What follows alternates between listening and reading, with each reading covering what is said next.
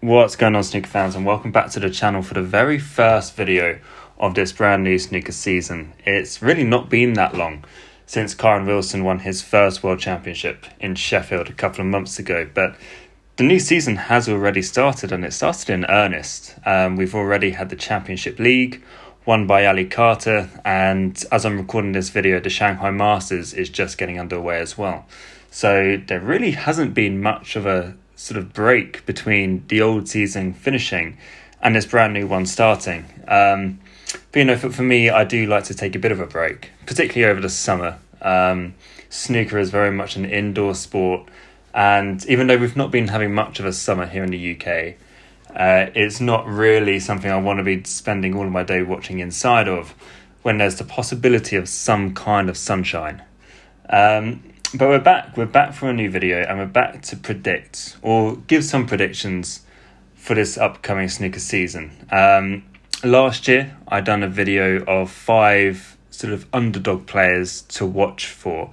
This year, I'm going to do it slightly differently. I'm going to pick just one sort of underdog player to look out for. I'm also going to give my predictions on the 3 players to win the Triple Crown events, so the UK, the Masters and the World Championship. I'm going to try and predict who will finish the season as world number 1. And then purely on a personal note, as a Robertson fan, I'm going to try and predict how Robertson's season in particular is going to go. So kicking straight off, I'm going to go with my one player to watch this season. And in a similar vein to what I done last year, I'm not expecting this player to win titles or get to finals, semi-finals. I just think it's a player that I'm looking forward to watching, and I think could get a few results here and there. And my player to watch is Anthony Kowalski. The 20-year-old from Poland has been knocking on the door of getting a tour card for a few years now, and finally he got through Q School earlier this spring, and that was helped with some noticeable results over James Cahill and Yisong Peng. Slightly earlier than that, he reached the final of the European Under-21s. He lost to Liam Davis in that final, and Liam as well is definitely another rookie to keep an eye on this year. But I think what we should expect from Anthony is, of course, a youngster who will be very rough around the edges and likely to lose a lot of frames and a lot of matches that he perhaps shouldn't. But what I do think he can do is score. And after making several 70-plus breaks during his Q School campaign, that shows that he does have that pedigree. And also at the Championship League, he's made a few big breaks as well. And yeah, as I say, the season has already started at the Championship League. And last month, he was in a draw with experienced professionals such as Jack Jones and Jordan Brown. And in that group, he got 3 draws. So, to get 2 draws against players like Jack Jones, who of course reached a World Championship final, and Jordan Brown, a former tournament winner, those are 2 fantastic results. So already he's got a couple of pretty comforting displays under his belt. And yeah, I'm not expecting him to set the world on fire this season, but I do think he has the chance of getting some scalps here or there. Not necessarily beating players like Judd Trump or O'Sullivan, but beating players much higher up the rankings than he is, and players with much more experience than he has. And if he does end up on a TV table at some point this season, I do think he's definitely a player to look out for. So yeah, for Anthony, he's my player to watch this season. Next up, I'm looking at the Triple Crown events, and I'm going to try and predict the winner of the UK Championship, the Masters and the World Championship. I could try and predict every other tournament in the snooker season. There's no point. It's impossible to do that. These 3, obviously the biggest tournaments of the season, usually won by the big guns. So that kind of narrows the suspect pool a little bit. And I'll start with the first one, the UK Championship, which will be starting this November in York. And look, the person I'm picking, I wouldn't exactly say is an underdog, but I don't think he'll be at the top of most people's lists at the moment. And that is Shaun Murphy. So for Shaun, obviously, he's already completed the career Triple Crown after winning the UK Championship in 2008, the World Championship in 2005, and he completed it in 2015 with his win at the Masters. And although that is an incredible record, I do think it's slightly surprising that he's not won maybe a few more. A lot of people judge Trump heavily on the fact that he's only won 4. Sean Murphy's a few years older than Judd and has only got 3 to his name. And that is a little bit surprising. Look, he's reached multiple World Finals. He's got to a couple of other UK finals and obviously another Masters final as well. But he's never been able to sort of become that prolific winner in majors. And I do think he's got scope to win at least 1 or 2 more. And maybe this is the time, it's 9 years since he last picked up one. And with the UK Championship in the form that it is now, obviously it's reverted back to just 32 players at the venue instead of 128. And it's still only best of 11 instead of what it used to be when it was best of 17s all the way through to the final. So what that does mean is Sean Murphy's still in a tournament that's quite quick-paced, only best of 11s and only 5 matches to win it. And we know where Sean Murphy is. When he gets on a roll, he can steamroll basically anyone. And when you look back at the majority of tournaments he wins, he basically just hits the ground running from ball 1 and continues that through to the final. And he's definitely got the capability of doing that. I know Sean, over the off-season, has been doing a lot of practice, doing a lot of exhibitions. And what he's got is just a genuine love for the game. I think what people may think is holding him back is the fact that he does sort of commentary and punditry work for the BBC, and they think that that's holding him back. And whilst I do think it is slightly strange from my perspective for a player to be playing in an event whilst also commentating and doing punditry for it, it clearly works for him. Going back to the 2021 World Championship, he was doing punditry for BBC, and he still reached the final, and he only got a few frames away from beating Mark Selby in that final as well. So when it clicks, it really clicks for Sean. And I do think that, like I say, I'd be surprised if he finishes on 3. I do think he's got 1 or 2 more. And who knows, this season could be the one where he finally adds another one to his collection. So for the UK Championship, I'm going Sean Murphy. Then, of course, it'll be into January, and then we're in the Masters. And my pick for the Masters is Mark Allen, winner in 2018. He then added the 2022 UK title to his collection. So he is just 1 world title away from completing his own career Triple Crown. And selecting Mark here is based upon his consistency over the past couple of seasons, where he's become a regular tournament winner. He already knows what it takes to win this title, having done so 6 years ago. And I don't think it would be controversial to say that he is a much better player now than he was back then. We've talked a lot on this channel about how he has changed his game from an aggressive break builder to an altogether more rounded snooker player, which has been the key to his newfound consistency. But what he has also had in no shortage of is bottle. All his career, he's had incredible bottle, and he's always been someone who didn't struggle to get up for the biggest occasions. And those are the qualities that you need to win a Masters title. You're going to be facing world-class opposition in every single round, no matter who you face. And you're playing in front of one of the best crowds in the sport. So it's a massive challenge, but he definitely has the tools now to deal with whatever this tournament might throw at him.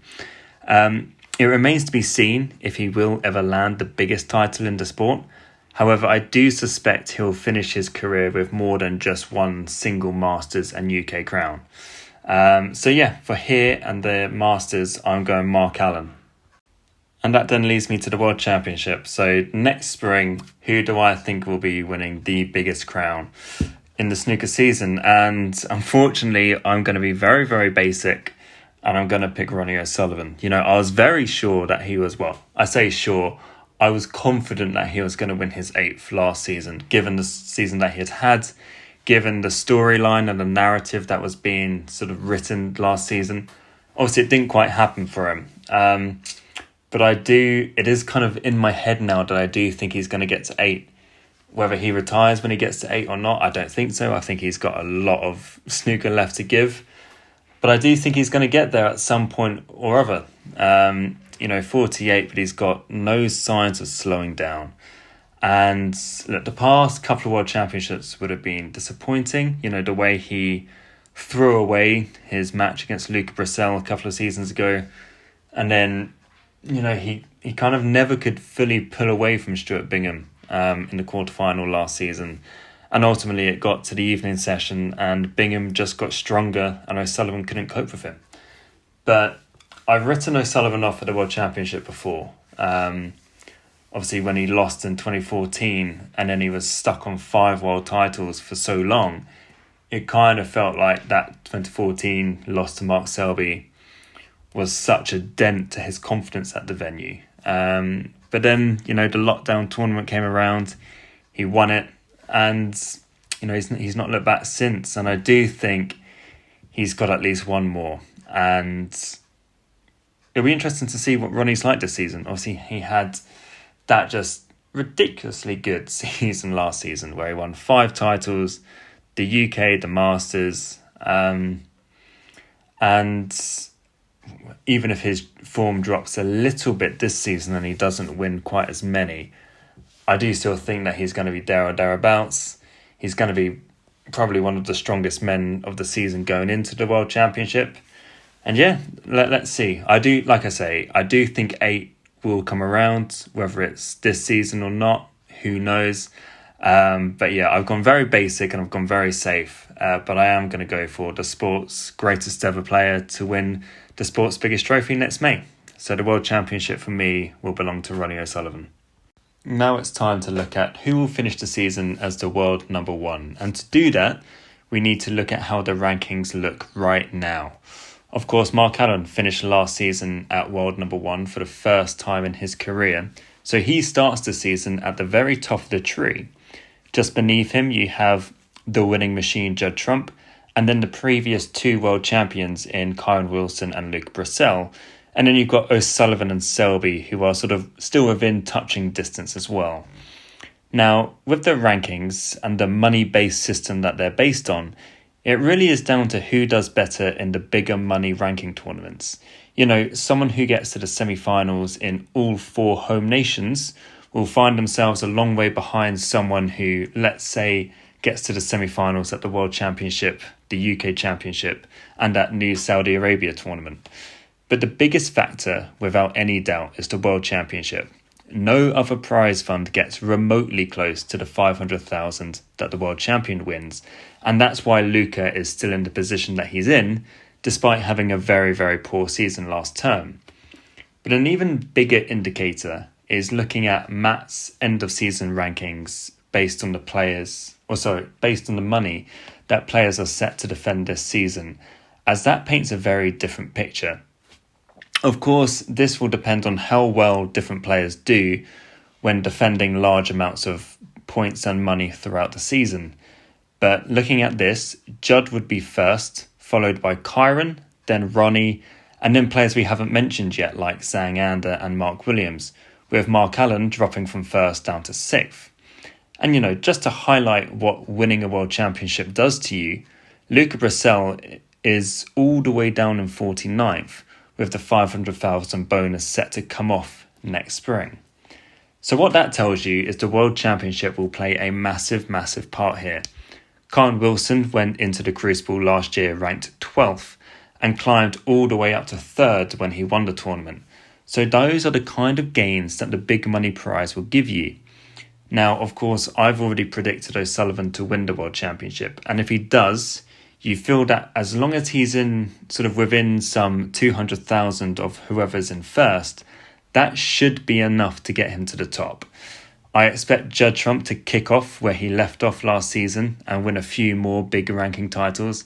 And he, let's face it, is realistically the favourite to take the number 1 spot here. But with how my predictions have gone, I'd have to say O'Sullivan might just pinch it from him at the very last second.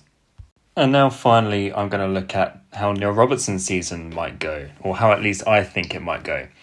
He starts the season down in 27th in the world, which is still pretty tough to get your head around, especially when, sort of 2.5 years ago, he was winning the Masters and other big tournaments.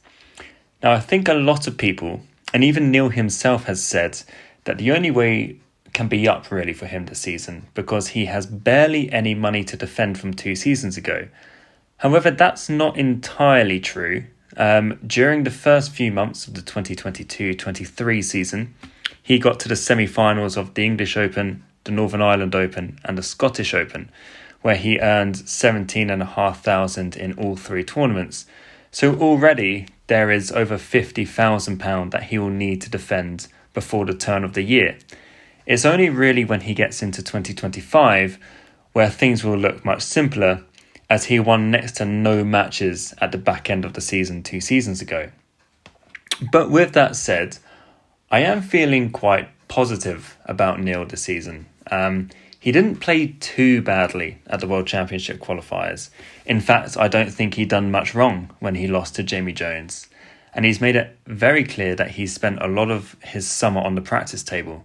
I think he posted a picture 2 days after the World Championship final of him back in the club. So he's clearly determined to put things right this season. Now, his first objective will obviously be getting back into the top 16. And with what I've already said about the money he's set to lose over the next few months, I think it will be likely that he'll need to qualify for the UK Championship.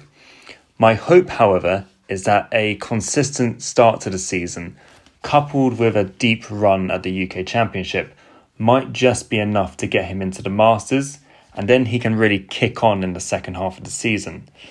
Consistency, though, that is the main word. He needs to make sure he at least qualifies for the World Grand Prix and the Players' Championship. So he needs to be in the top 32 and the top 16 on the 1 year list this season.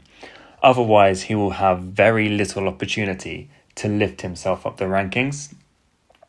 But with my rose-tinted glasses on, my prediction for Neil this season is that he will have a decent start to the season, maybe get to a few quarterfinals, a semi-final maybe. He'll then have to qualify for the UK Championship, which he'll do, and then get through to, let's say, the semi-finals of the UK Championship, gets himself back into the top 16 for the Masters, then finally wins a trophy in 2025, maybe something like the Players' Championship, as he always does pretty well in the ITV events.